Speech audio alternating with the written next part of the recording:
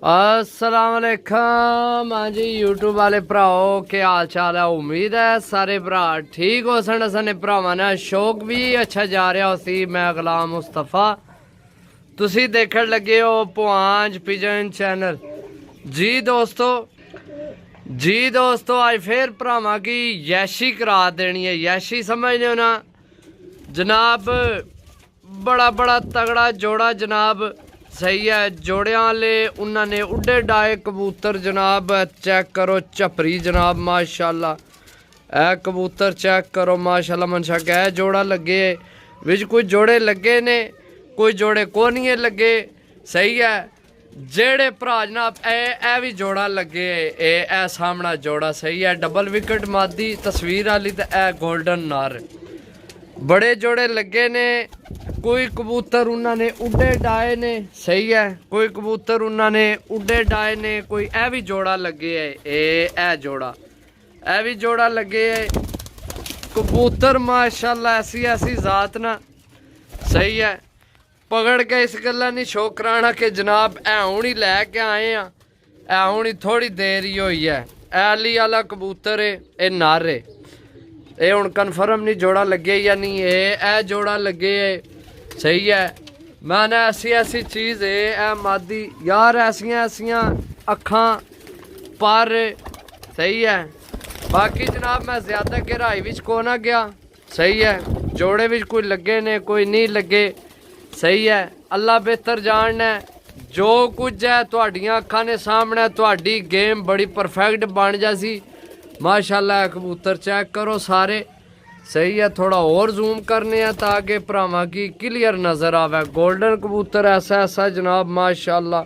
सही है मादी चेक करो। सही है बाकी जनाब ये है चेक करो कबूतर।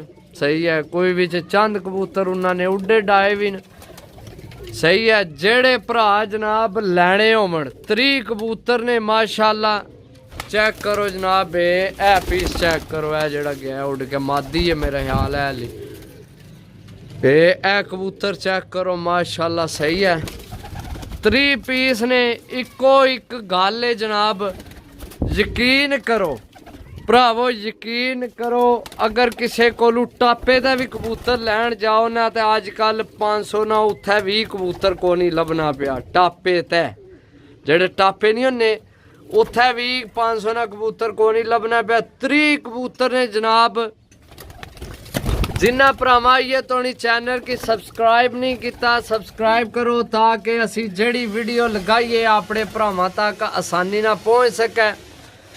जी दोस्तों चीज़ां चेक करो माशाल्लाह। सही है तुहाडियां अखां ने सामने पकड़ के कि ना भी शौक को नहीं कराना। गल सीधी साफ है क्योंकि असी केड़ा जनाब 5000 तू जोड़ा लगे या देन।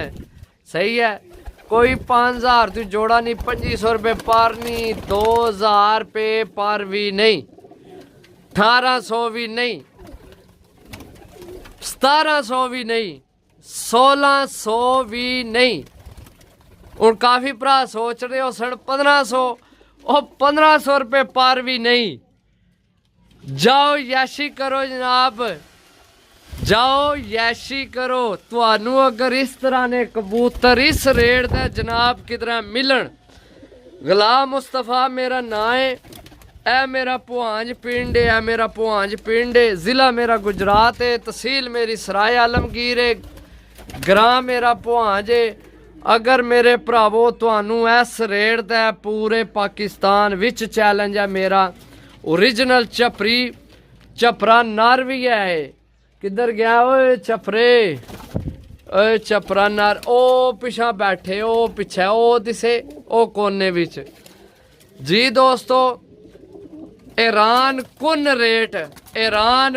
रेट किसे तुहानू इस रेट दे कबूतर पूरे पाकिस्तान विच नहीं देने।